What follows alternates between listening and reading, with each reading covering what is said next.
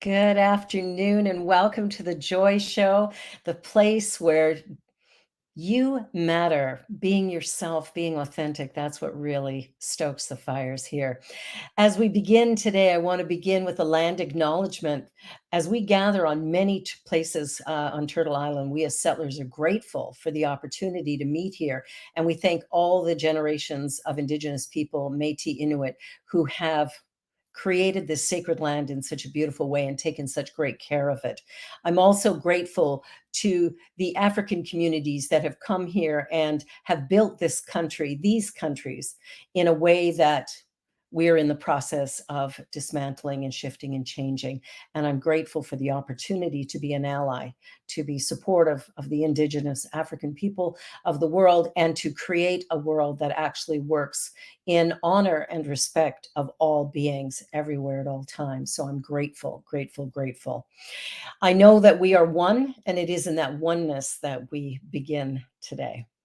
So, my guest today, wow, we are in for a treat. Former First Lady of Oregon, Cylvia Hayes. Cylvia is a writer, a speaker, a teacher, a unity spiritual leader and minister, and her mission is to really heal separation consciousness and create a more beautiful world for all beings to thrive.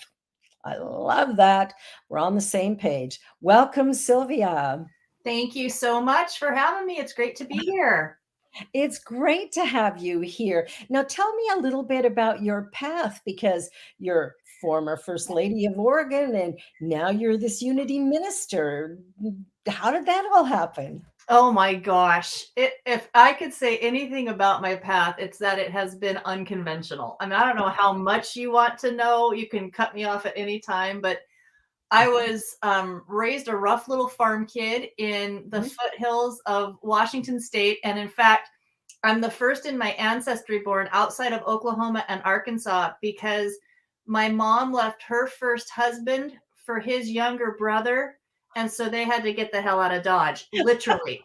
So I was born in the Northwest. I'm so grateful for that. Yeah.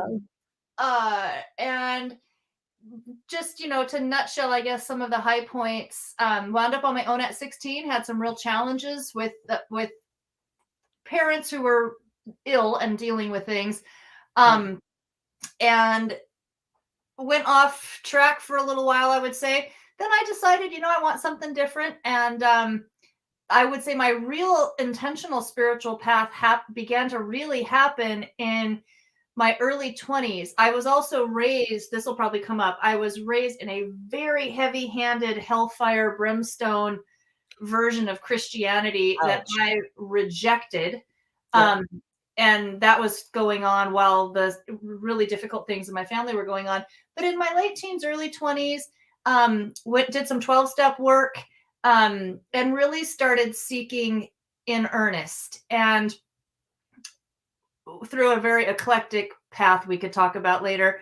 And then I went on to become a first generation college grad, put myself through school playing soccer. I've Nice. worked as everything from an apple tree picker to a plastic surgery assistant to a professional horse trainer. And but I really, my passion, my life's work really revolves around doing what I can to help humanity come into a healthier relationship with the rest of nature so Yes. that all of creation can thrive. And that bug bit me early on in junior college when I realized how we were hemorrhaging species because of Yes. human activities and the human economic system. Well, we And sure saw that at the beginning of COVID, didn't we? Lock oh, everything down and watch wildlife and plant life flourish. yes, I don't know if you saw, I also did a sacred economics or spiritual economics talk, I think on Spirit Cafe, which you are also involved in. And Yep. I showed a clip of the film, narrated by David Attenborough, called The Year Earth Changed. Yes. And I'm on a bit of a mission to get people to watch that because it shows what can happen and how fast she can heal when we do transform that economic system. Well, I think it's so important that we start to realize we're part of the system. We're not exempt from it. We're not the overlords of it. We actually are a part of this system. And as we act in this over consumerism and all the ways that we kill off things because they make us uncomfortable, we're actually destroying the very thing that sustains us. It'll Yeah. kick off before it will cease to exist. Yeah, I love what you're saying. I always like to say we are a part of, not a part from or above the rest of Yes. nature. And Yes. yeah, one of the challenges of the time that we're living in, there are a whole lot of us, maybe most of us, who understand that the way humans are interacting with this planet is not working, and No. it's damaging things that we deeply love, and yet we are all also caught in the very system that we're wanting to transform. So that's a dance, I think, that unity and new thought principles really can help us navigate how to sit in the paradox of wanting something different Yeah. while we ourselves are sometimes perpetuating what currently exists. Yeah, I I think think it's that's important to speak that and to not beat ourselves up, but just to continue to do better and better and better as we yeah, go. asking the questions and then sitting in, like, what is mine to do right now? Yeah, And there's, if every person took one little step, that would have an impact. for And sure. it's like for, sometimes I'll hear people say, well, I'm only one person. What can I do? Well, you can do plenty. Right? It's Yeah, like that shift in consciousness makes a change, and when one person shifts, because we're all connected energetically, the shift moves out. It touches everything when one person raises their consciousness. Consciousness is raised. I think so, and I also and I think so, Right? not but and um Yeah. part of my ministry, I believe, is to be a little bit of a burr under the saddle pad in the Good. new thought movement, because Right. I do think that our inner work matters and shifting consciousness matters. And I Mhm. think it's also critically important that we take the meditation off the mat and into the messes, that we actually do take action, because we we have something of value to bring even to activism right now, because we can enter into activism in a way that's not a battlefield, in a way that is a little more elevated, which I Yes. believe is a powerful, powerful role for us at this time. I think that is our role. I think that truly is our role, because the idea of fighting, that idea that we're at war with, or that we're fighting against, or we have to compete with or overcome, or all of that is a very negative, heavy energy that is not going to propel us. What has to happen is individual healing, an individual awakening, and do that on the collective, whereas each one of us finds our path, and then we share that light. We're Mhm. willing to show up vulnerable. We're willing to heal our sore spots, our pain. We can't mask it. A band-aid will not stop you from bleeding to death if your carotid is cut. Yep, that's So, exactly right. That's well said. and that's kind of where we're at when it comes to the way we deal with Earth. It really is. We are past the point of band-aids. We are past the point of incremental changes. Yeah. Um, we are, I'm sure most of the people that view this show are in that new thought category. And man, if there's anything needed right now, it's new thinking about how we are being on this planet. It's why my organization is called The Rethink, right? There It's you like, let's go. rethink Yeah. our place on the in this earth and on this earth, and let's rethink our own understanding even of ourselves, right? Yeah, I think that's a really big part of it, is that when you said something to me before the show from A Course in Miracles that was so powerful, and something to the effect of, like, this is the temple of God. I don't have the right to destroy it. I can You say Yeah, it better than I did. the Course in Miracles is definitely one of my main spiritual squeezes, and Yeah, it I love it. has totally transformed my life. It's very, very compatible with unity and all new thought in my It is. experience.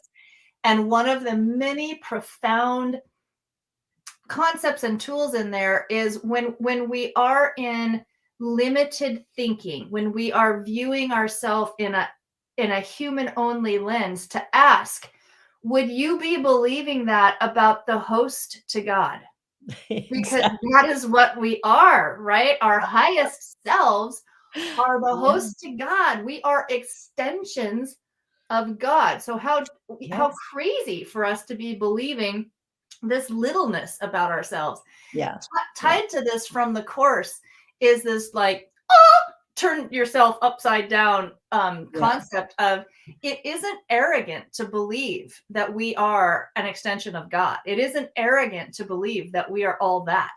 It's Yeah. arrogant to believe that we're not, That's because right. that means we're actually believing that our little human understanding supersedes the divine. I mean, that's just really cool to play with, right? I love You're that. I being love that. arrogant when you're putting yourself down. Isn't Yeah. that wild? And I really love that because I remember as a little kid being told, oh, you're being selfish, or, if you do something for yourself, like, oh, you're so self-centered, what a narcissist. But the truth is, when you care for you, you're caring for the divine, Oh, right? yeah. I You're, mean, you're yeah. doing what's right. Yeah. I mean, seriously, when you look at our world and when you look at some of the mad leaders in our world right now, don't you Some think doozies. don't you think it would all be utterly different if they actually did care for and love themselves and feel that they were enough? That's where, when I look at things like bullying and, whether it comes from CEOs or it comes from children, for me, the idea of anti-bullying is such a silly idea because it makes somebody wrong. And 9 times out of 10, the person who is inflicting pain is in so much pain. The only way they know to handle it is to project it. So I think that loving these beings back to wholeness is actually the step. And I wrote a children's book, which is yet to be published, that talks about being unique and special. And that we're all a little bit different and we're all exactly the same, Yeah. right? We're all an expression of God, period, end of story, full stop. And we show up with different colored skin and different hairstyles and, you know, we speak different languages, we eat different food, and yay, that's what's fun, right? There's all this diversity in this individuality. And it's like, I get so excited that the book I wrote is all about a little child who makes a little mistake. Well, it doesn't make mistake, but by her mom's standard, she did. And how that is her unique nature. And when her friends were teasing her about it, she just owned it and went, I like it. I'm unique. I'm unique Yeah. and special, just like you, right? There's this whole story around being unique and special, which is what we all are. Have you heard the parable of the cracked pot? You may have, and stop me if you have, but Go ahead. there's this pot, this earthen pot that every day, the boy who is the servant to the king, he collects this one of, like, those yolks, and Yeah. puts a pot here and a pot there and goes down and collects water. Well, this one pot it's a crack pot. There's a crack in it, right? And so by the time the boy has scooped the water and gotten back up to the palace, about half of it has drained out of the crack pot, and makes extra trips and everything. And the little pot feels bad about itself. It feels bad Yeah. about its flaw, and it doesn't know how to heal itself, and it's different. Well, turns out one day the king comes out to just, kind of uncharacteristically, and is perusing things. And all along this one side of the pathway back and forth to the creek is this beautiful line of wildflowers. And the king praises, oh, there you go. That's so good, Dea. The king praises the little boy with the cracked pot because it has produced all these flowers. Yeah. I just love that. Watering the plants. Yeah. Yeah. Our flaws sometimes are our goal. Our quote flaws Yeah. are, to your point, our goals. It You know, is I, our goal. I'll Mhm. I'll share, not our goals, our gold. I'll share one other thing, that your point. resonated in me. So, the title of your show is Just One You. And as we were getting ready, you were saying it's about kind of talking about our personal stories, particularly of spiritual evolution. I started working with A Course in Miracles I'm coming full spiral back to bullying. Yeah. When I was in the middle of an unbelievable public shaming. That's Oh, in my yes. that's Do in my tell. book. You can read about that, whatever. I was serving as First Lady of Oregon. My partner, the governor, was running for reelection. A reporter dug up some dirt from my past. I don't think it's all that dirty, actually, but used that to launch this whole campaign of allegations that the governor and I had misused our public positions for personal gain. And overnight, I became the most humiliated person in every circle that I ran in. I even made it into the British tabloids. I mean, Monica Lewinsky and I have spoken on the phone. It was unbelievable and almost impossible to describe. And I used to call it broke me, and then it broke me open. And I used to call it the big ordeal, and now I call it the big initiation. But early on, when the student is ready, the teacher will appear. And I was going through Eckhart Tolle and Pema Chödrön and all these, and the course kept coming up. And Yeah. I finally, maybe 6 months into all of this, I finally started working with it. And you get to the part about forgiveness, right? And the part where there is no bully and there is no sin. And I'm like, holla, come on now. I mean, that was like, wow, I don't know. And there's this awesome thing in there where you can't necessarily, it's called the being willing to forgive. And Yeah. I had to start with, I don't really think I am willing, but I do believe this feels terrible, and Yeah. I'm willing to become willing. I had to really start there.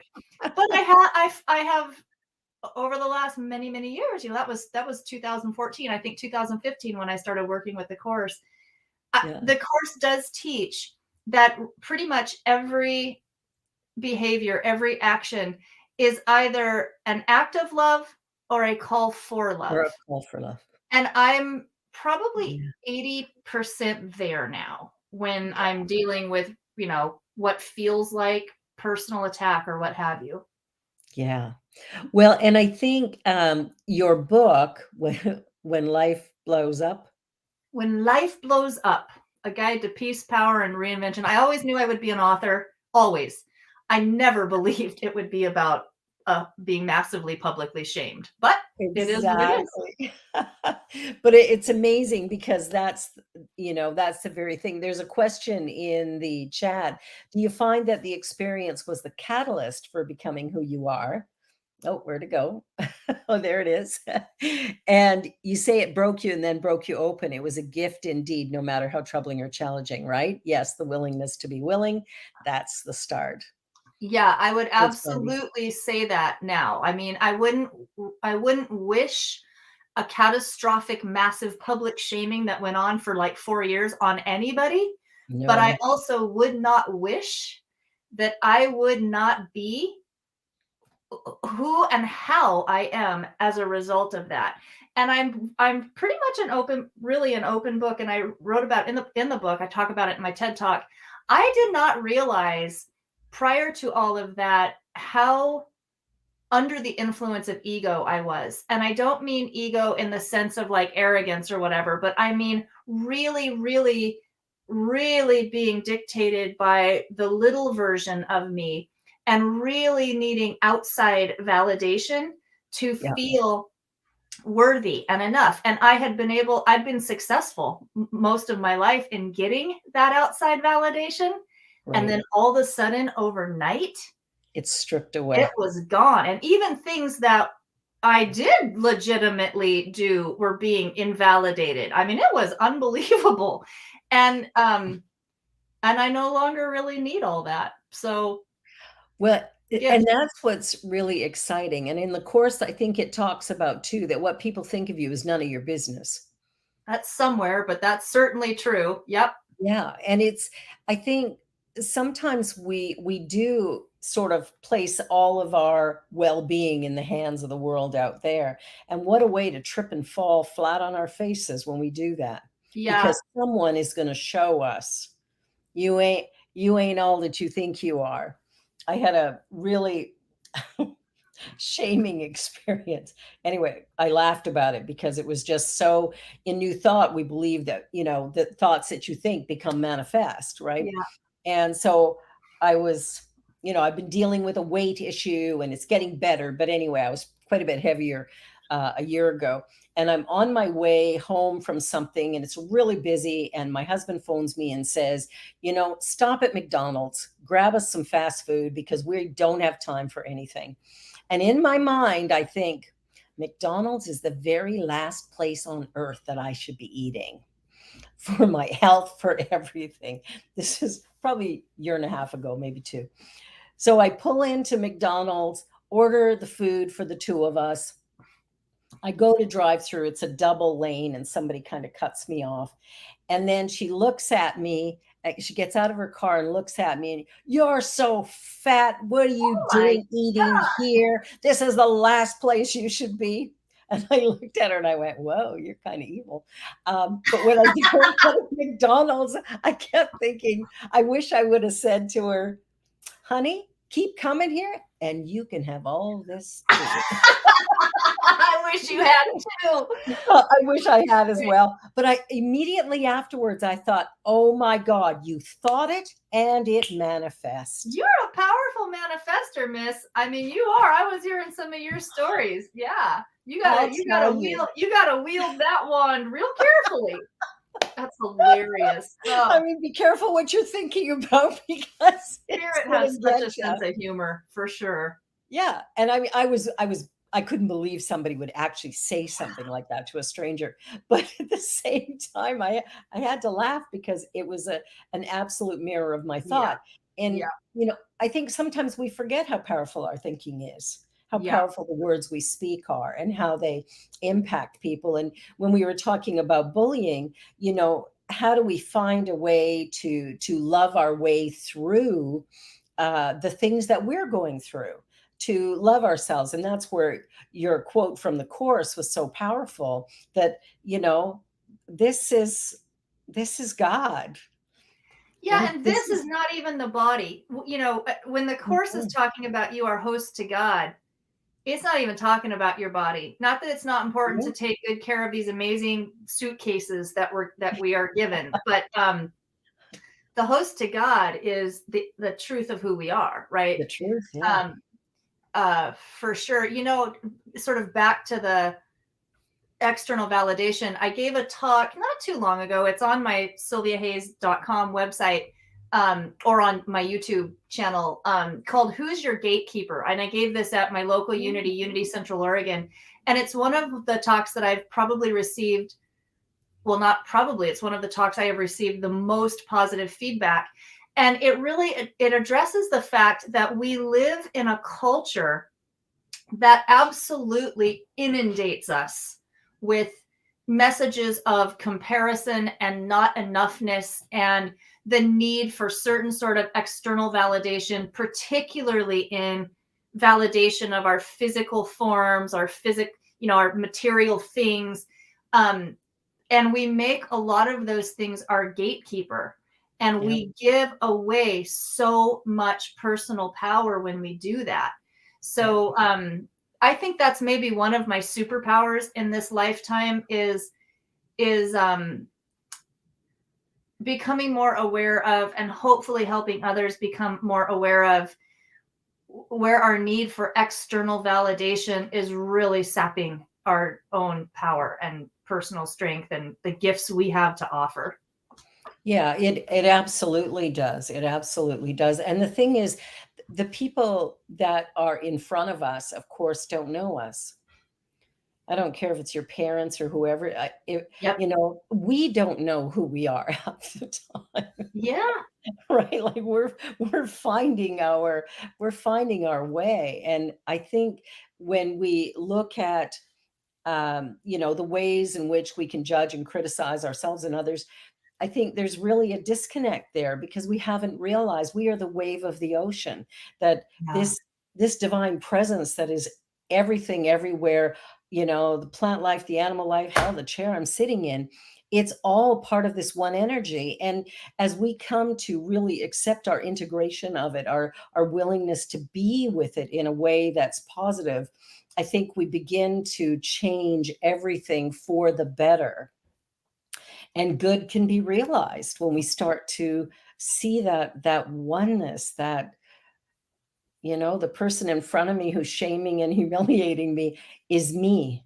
Yeah, I believe, I don't know quite how to do it. I'm not claiming to be a guru of it, but I do believe that one of the primary purposes of this human part of our journey is to come back to a recognition Yeah. of who and what we actually are. Yes. Like who and what we actually are. I'm not just this body. I'm not just this personality that I've crafted. Yeah. Um, we're way more, right? Way more than that. And on that note, we're going to take a little commercial break. You're watching The Joy Show with my wonderful guest, Cylvia Hayes, and we're going to be back in just a moment, so don't go away.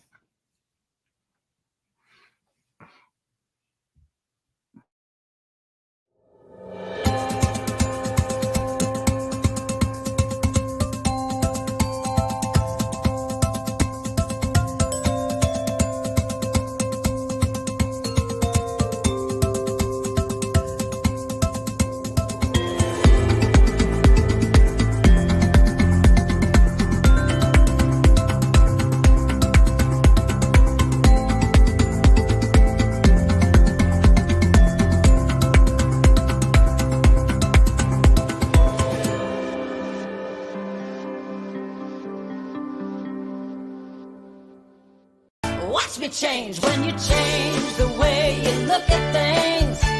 The things you look at change. When you change the way you look at things, the things you look at change. When you change the way you look at things, the things you look at change. When you change the way you look at things, the things you look at change.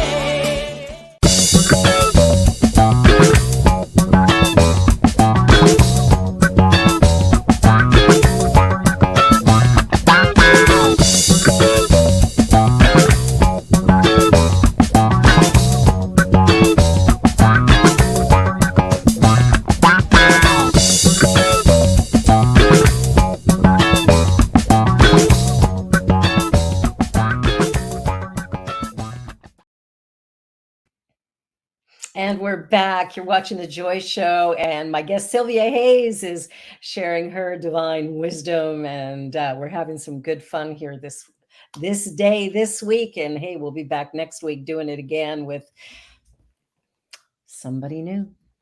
Somebody new. My daughter, my eldest daughter, is celebrating her 50th birthday today. Happy birthday and congrats to both of you. Yeah, I created a little video message for her this morning and sent it to her, and then she texts me and goes, "Made me cry on my birthday." So we had a lovely phone conversation. But Nice. yeah, it's fun. You talked about being on your own at 16, and I had a baby at 16 and left home and got married and got divorced and did all kinds of stuff. And but I'll tell you, there's not a moment that I would change the life I've lived. Mhm. As painful as it was often. Yeah. I didn't have a big public shaming like you got. That's next level. Oh my gosh, girl. You said something in Spirit Cafe when you were on, and you were talking about how you managed fear Yeah. when you were in the midst of that. Could you share that with us? Because it's so powerful. It's such an Yeah. important message. Yeah. It was, I think, one of the biggest, I call these all gifts wrapped in barbed wire. It was one of the gifts wrapped in barbed wire that came from that event because it was so terrifying, and I do share with folks, back to the bullying thing again. I now understand why young people, especially when they go through this bullying thing that is so alive in our culture right now, why it can actually be deadly, because we are not genetically wired to be exiled. We are a tribal species. And this thing was so terrifying. I mean, we were under investigation by the FBI, the IRS. My attorney was freaked out. I'd never had an attorney before. I'd been through 2 divorces and had never had an attorney before. It was just, and this whole state of Oregon was in upheaval because, government was in upheaval. It was so much bigger than I was. And, I live in a little 960 square foot house. I drove a Prius at the time, I've never chased after a lot of money. I've been an activist and an environmentalist, and I was so beyond what felt like my means. Yeah. And I could not see where it was going. And I was as close to panic attack as I've ever experienced. And the fear was so intense that it was just like a live beast chewing at my mind. And the huge tool, the gift that came through, and it is the power of really coming into the present moment and asking, right now in this moment, am I safe? Yeah. Because I was all the way throughout. I might have reporters circling the front of my house in my little tiny sleepy cul-de-sac, but were they coming in the front door? No. Right now in this moment, I'm safe. And pretty much anybody listening to a show like this can say that, because we're not running from a gun-toting mad person. We're not jumping out of the way of a rattlesnake. So that I have found that to be unbelievably useful when I'm fearful about a loved one, when I'm fearful about a financial situation. I've got this thing due in a week that I don't know how right now, this moment, I don't know how I'm going to pay it. But right now, in this moment, I know that I'm safe. And that I have a whole chapter in my book on that, because I think that it is, fear is such a disempowering habit. It's a habit that we get into. And it's important. I'm an environmentalist, and we developed fear for a useful purpose. You need that fear when you hear that rattlesnake, right? Yeah. But we're now in a culture where our fear is generally based on something that's not happening right now. It's chronic fear based on what fear of the future, financial fear, all the craziness of this kind of disconnected society that we live in. So I'll put a period. Yeah. Fear of the illusion, right? Yeah. It's a fabrication of our imagination. Yeah. And media today is really perpetuating that. When we yeah. watch the news and they go, what if doesn't count. It's who, what, where, when, why. What's for you're sure. editorializing, right? Yep. That Absolutely. to me has got me off the news wagon. Like, I'm not interested. I don't watch the news. I don't pay attention to the news. It always finds its way to me if it's something that I need to know. But the truth is, I don't spend my time there because it's not news anymore. When I studied journalism years ago, it was who, what, where, when, why. And if you editorialized, if you put in an opinion of your own, you got a giant X on that paper and it was turfed back to you. Yeah, it's a whole different world. Yeah. I still am a quote news junkie. Yep. I will say that going through what I went through, it was disillusioning in many ways, and that is not that I no longer view that as a negative term, but it was disillusioning about our political system, because both parties got engaged and taken us down. I mean, it was also disillusioning around media, because I could not believe that media could be that blatantly and intentionally, it was later proven, intentionally dishonest. Yeah. and you can't do anything about it. So when Yeah. I hear either MSNBC or Fox talking about someone on quote the other side, I just take a step back and say, I'm just going to wait and see as facts come up, because Yeah. if you're a public figure, which is really loosely defined, you Yeah. have no recourse. You don't. And people don't remember the story that came out later that says, no, it wasn't true. Yeah, we were never even charged after 2.5 years of investigations. All the feds came back and said, there's nothing here to charge them with, which I knew was going to be the outcome. Yeah. But the damage, by that time, woo, the damage was done by that time. It's interesting how, even in our little day-to-day world where we will think things about people and we will give voice to that, we'll gossip or whatever. And that's really the same type of energy, right? Like it's that Yes. gossip, it's telling Yes. stories that we make up in our mind. We go, oh, I think you're this. And then we blow it up. And the harm that does Yes. is Definitely. immense. One of the things I realized about myself as I went through the process of healing, this process of realizing there was a lot of me in the people who had done these things toward me, because I myself, in my own insecurity, I want to have a big life. I want my life to have a big impact. I want to change the entire freaking global capitalistic economic system. I want to have a big life.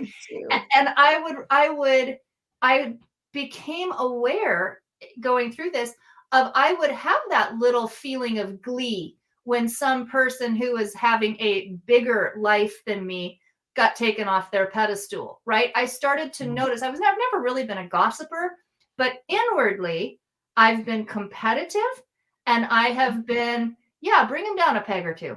I was unaware of it, but it was a habit. And so, and one of the great prosperity transformations that I have been in the midst of the last several years is really celebrating other people's successes and celebrating people being recognized for doing good stuff for goodness sakes, right? Yeah. But we live in a culture where you have to be most of us have to be intentional to unlearn the littleness and step into, I'm going to celebrate everybody because we're all one. This is great. Yeah, it's it's so important to do that. One of the things that's been kind of my mandate is collaboration, cooperation, community, and connection. Like creating that as sort of a foundational thing for me, that when I start thinking thoughts of, oh, well, don't you think you're something? I immediately want to interrupt that. I have an intention of connection, an intention of collaboration. And even within CSL and Unity and UFBL and any of the new thought organizations in the world, it's like, I want to see us do this. I want to bridge those differences because there aren't any actually there. And all of the illusions that we've created of separation don't serve our world order at the moment. Coming together will serve. For sure. Actually, I wanted to let your folks know, I would love people to subscribe to my publication Transcend. It's on Substack. If you Google Cylvia Hayes Transcend or Substack, it will come up. It's the first, it was one of the kind of evolutions into my becoming. I'll be an ordained minister in the end of May, after like ish years of formal study. So I'm kind of in this process of fully stepping into that identity. And Transcend, and I'm a writer, and Transcend is a place where I don't separate out like my environment, economic, system change audience from my spiritual and personal empowerment audience. This is where I kind of put my whole self out there. Good. And oh shoot, I lost my train of thought. We were talking about Transcend. We were talking about, everybody coming together with cooperation, collaboration. Yes. So thank you. So I just started this morning writing a piece. I'm going to do a piece on Transcend about how we're hearing right now about how even before the a Russian invasion, the population of Ukraine was falling off, and that's going to be a problem for them. And then we were hearing about, the Chinese population is now not growing as fast as it was, and that could be a problem for them going forward. And I have to take a step back and go, my God, people, we're, being competitive with another nation on an overpopulated planet where we are over consuming Earth's resources is like being in a raft going over Niagara Falls, and you feel a little bit better that the other people in the front are going over first. I mean, it's like we have got to evolve past Yes, nationalism to global citizenship at this point. we do. It's critical.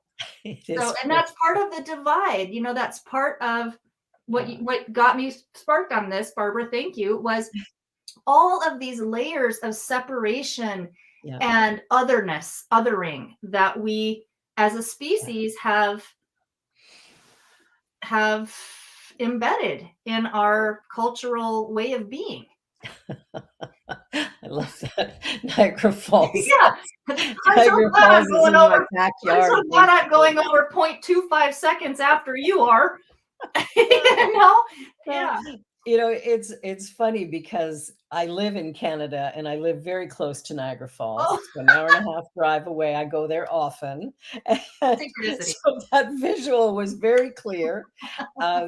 And I think, one of the things I'm noticing within our organizations, because we, Unity is a worldwide ministry, so to speak. It's actually a US centric. Yeah, so far. I mean, so far we've So got, far. we've got Yeah, a and really same thing with growing CSL, as a Canadian trying to navigate being part of that organization, Yeah. the challenges we face in going, no, our law doesn't allow us to do that, or, these things that, and just sort of a disconnect. I remember being in New York at a convention, a Louise Hay convention, and I'm standing in a Starbucks lineup with, a bunch of other attendees, and I'm talking to this woman in front of me, and she goes, "Oh, you're from Canada. Now that's a province of England, right?" Oh well. Oh well. I said, "No, we're a country, Country. completely We're a independent really of large England." country. Oh wow. And she felt bad, and I said, don't feel bad. We study US history, but you don't necessarily study Canadian history. So, there's going to be a difference there. So we work to educate, but it's the ways in which we find my way is the best way. And I think that's one of the things that I've been trying to shift and change for myself in my businesses, is that what I don't understand, and there's a lot I don't understand because I'm a white woman. I was raised in a white city, in a white family, I was in Alberta, which is just north of Montana, sort of that same cowboy energy. And being raised in that, and then coming to Toronto, which is very, very diverse, and finding that the work that I do, a lot of the work I do, is around anti-Indigenous, anti-Black racism, and beginning to change the model of colonialism, and coming to a place of really learning about different cultures and different ways of being. And I have it in my mind what it should look like, but I get disproved constantly because I don't know what I don't know. But I love the curiosity. Yeah, this is certainly the topic of a whole other series of shows, is it's an awkward time to be white.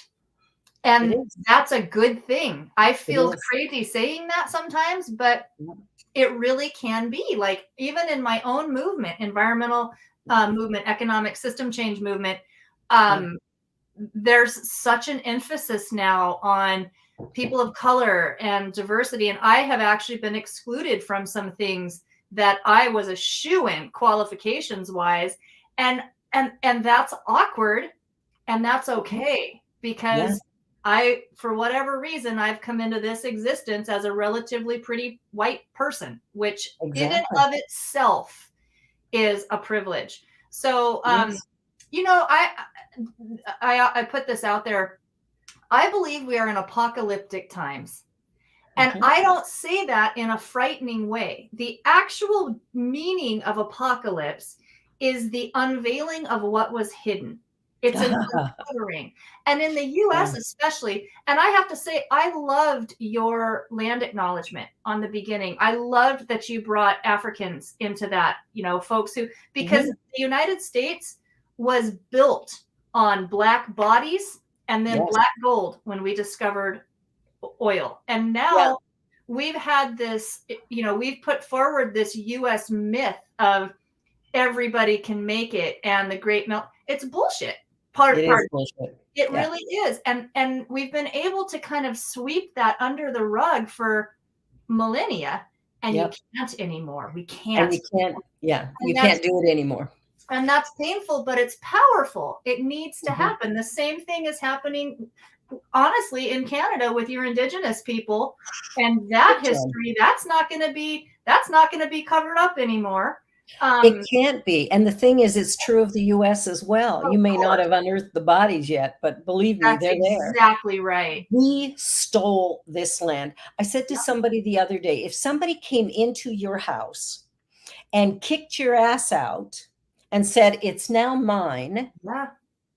how would you deal with that? And then you got pushed into another neighborhood in another Yeah. place and got told that's where you have to stay. Oh, and by the way, we're going to take your children away Yeah. because we don't like the way you're raising them. So we're going to do it different. Yeah. I actually should have That's what said, we did. America was based on genocide and land theft, then black bodies, And and then then black black gold, bodies. and then black gold Exactly.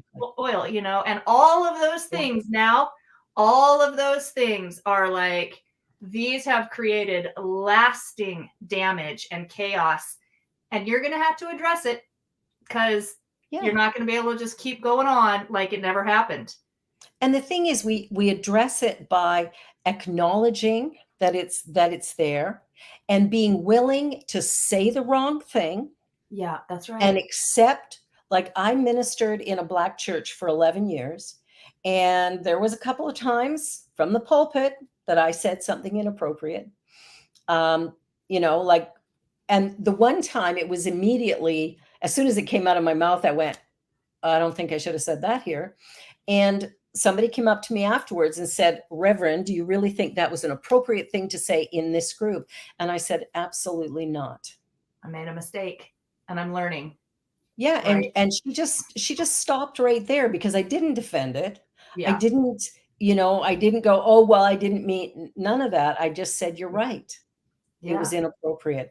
And she just immediately relaxed in that moment. And then somebody phoned me once and said, "You said this, does it mean that?" And I went, "Thank you. Thank you for telling me, because I don't know what I don't know, but I Yeah, do know that I love you." I really, really respect that. And kudos to your courage, because I think if we also just constantly temper and check and pre-check Yeah, everything we're saying, um, yeah.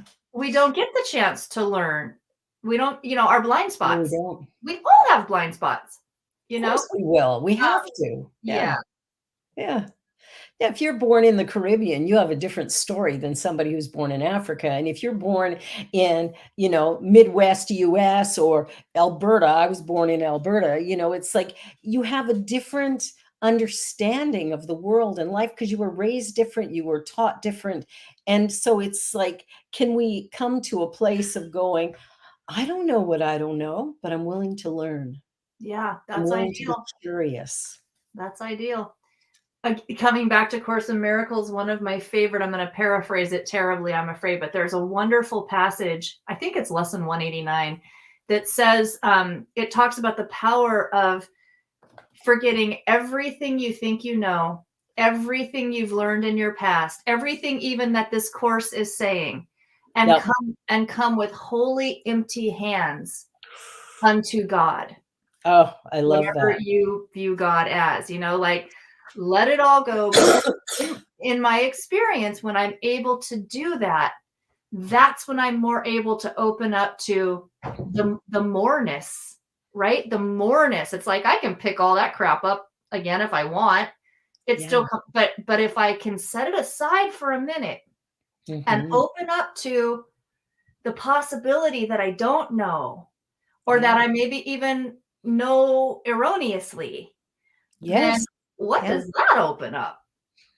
Well, it's interesting because here in Canada, of course, the issues with the Indigenous people is huge, with us unearthing these babies' bodies, Yeah, uh, hundreds and hundreds, and there's probably thousands and thousands as we continue to excavate, and it wrenches my heart in ways that I can hardly describe.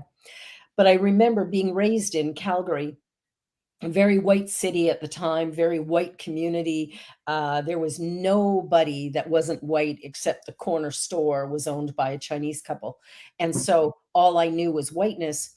And I remember with my dad, and so I never really learned prejudice, I thought. I right. thought. And then a number of years ago, probably about 8 or 10 years ago, I'm driving through Northern Ontario and I'm going through a reservation and I stop at a gas station and go in, and there's, of course, an Indigenous man behind the counter, and the thought in my mind is, "He's probably drunk and the place is likely filthy." And I almost burst into tears in that moment that I could have such a racist thought in my head, and I went into the washroom, and the place was clean and beautiful and wonderful, and I'm sitting there processing this hate that had bubbled up inside of me, and I thought, "Oh my god, this is my dad. This is my Yeah, dad when I was a little girl, and we would drive through the east part of Calgary, and we'd go past the National Hotel, and he'd go, 'Oh, look at the drunk Indians.'" And that hatred sure. was just deep down inside and didn't come up because I didn't have an interaction. It was your And so program. as It was programming. it was programming. And so as I calmed myself and then went out and went to the front counter and had a conversation with the gentleman who was very sweet and lovely, and I thought, this is a healing moment. This is a Yeah, moment for me to let go of the conditioning, to release the pattern, and to not hate myself for something that was gifted to me, unbeknownst to me because I was a little kid and couldn't say no. yeah, And but I can release it now. And so there was a huge healing that happened as a result of that. But it was such, for all the work that I do with all the people that I work with, it was, for me, it was so horrible to think that idea could actually enter my thinking process. yeah, And yeah. but I we get it. heal as we heal. You have such passion around colonization and decolonization when it comes to what's happening, with these lands and these places we have, which I appreciate and resonate with. And I really love how you language some of that. I also am passionate about decolonizing our minds, Yes. decolonizing our programming, right? Because I Mhm. was raised with racist parents too, Yeah. and it's very, very, very rewarding and cool to not have the kind of knee jerk inner opinion that I used to, right? Until I actually got to know some people of color, right? Mhm. Um, Exactly. so there's a whole lot of decolonization that needs to go on, decolonization of our thinking. And that really is the bulk of my work. Like this work that I do on challenging the limitless growth capitalist economy. And by the way, I'm not socialist. I'm not necessarily anti capitalist. I don't think we've developed an economic system suited for the time. I think I'm into like Exactly. a restoration economy, which doesn't exist and is probably neither one of those two things that always gets put a label on. But Yeah. and I realize that no one of us can make a massive influence there. No. But I do believe the more of us, and this is the bulk of my work in that area, the more that we are able to challenge the assumptions that we Yes. are handed by the system that we're in, the Yeah. better able we will be to crack that system open and be like daisies growing through the asphalt to create something better. Challenging the assumptions, questioning the program that we're given. Yeah. Yeah, we've bought into a system because it was given to us. It's what we've lived in. It's Yeah, been kind of the reality of the world at the moment, and it is one that cannot sustain itself. that's exactly right. And it did some great things. I mean, It did. we all have a standard of living that's just like, wow. But now Yeah, we've reached that point of diminishing return, yeah. right? This old curve is not working anymore. And as they would do is in business reinvention, this is called the area of paradox. The Yeah, new curve, it's not yet really established. We can't right. quite see what the new curve is going to be. And we're in that area right in between the two. And it's such a powerful place to be because we can reimagine Yeah. life. And Yeah. if we listen to that internal voice, I think we get direction that is so valuable Yeah. that we wouldn't even have thought of. My husband is a comedic actor, and he'll say every now and again he gets a gift from the comedy gods. He'll be Yeah. doing a show or something, and all of a sudden something lands, and it's like this huge moment where people just erupt because it's perfect. And I think that's what we're seeking right now is that gift from the comedy gods, that new way of thinking and being and allowing that allows us to really come alive and create a sustainable universe, a Maybe sustainable it's world. maybe it's the gift from the sanity gods. Sanity gods. Right? It's like the gift from the sanity gods because we got an insane thing going on right here, right now. Yeah. We do. We do. Well, we're coming up to the end of our show. And so, what I'd like to ask you right now, Sylvia, is what idea would you like to leave our audience with today? What one thing do you really want them to get? Ooh, you didn't prepare me for such a great question. Um, I really think that I would like to leave everyone with what I shared there a moment ago, which is just really, I'm sure most of you in an audience like this already are, but really questioning the assumptions and the norms, questioning the norms Yes. of the system that we are in. It may be because it's normal doesn't necessarily mean it's optimal. So just questioning the norms, and doing everything in every moment that we each can to remember who and what we truly are. Yeah. Awesome. I love that. I love that. Well, thank you so much for being here. I'm really, really grateful. This Thank you has for been a having me. super conversation, and I admire the work you're doing. I look forward to seeing you at the Unity Convention. You too. That will be wonderful. We can grab a lunch, and just continue doing what you're doing because you really are a gift as we reimagine our economic structure, our world order, as we begin to see the possibility of something more collaborative, cooperative, and connected. So thank Thank you. you, Barbara. I appreciate it. I do. Thanks to everyone for listening. Awesome. Well, as we close today, the idea that I want to leave you with was a funny thing that happened to me in a hotel during COVID. And I went there for a silent retreat, 24 hours of reprieve. And when, I signed the paper, I had taken the pen out of the container. They had clean pens and dirty pens during COVID. And so I took the clean pen out and I signed the paper and then dropped it into the container for the dirty pen. And what I realized was, they had a white container for clean and a black container for the dirty pens. And I thought therein is the subtlety of the messages of separation that we deal with ongoing. So as we observe some of these things that are not in the highest and best good for all life everywhere, what we can do is begin to change it by noticing it and also by discussing it maybe with the people who have set up the system. It's time for creative change. And I know that as we connect from that divine intelligence within us, we actually create a world that is truly, truly beautiful and remarkable. Thank you for being here. I love you. This is The Joy Show, and we'll be back next week. On behalf of everyone at New Thought Media Network, thank you for being a member of our virtual family. Your financial contributions help share the New Thought message with people from around the world. Please visit and contribute at www.ntmedia.org. newthoughtmedia.org/donate. New Thought Media Network. Come be you. And please like, share, and subscribe. Until next time, peace and blessings.